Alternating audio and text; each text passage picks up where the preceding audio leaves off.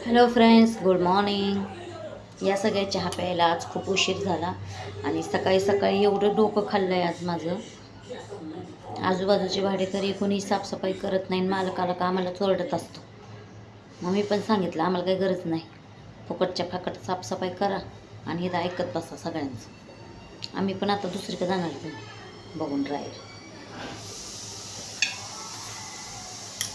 नाही तेव्हा सगळीकडे असंच असते, जे साफसफाई करतात त्यांनाच बोलतात आणि जे करत नाही त्यांना काही नाही बोलायचं.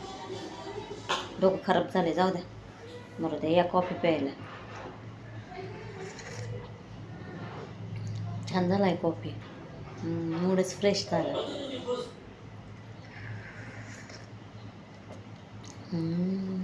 यमी.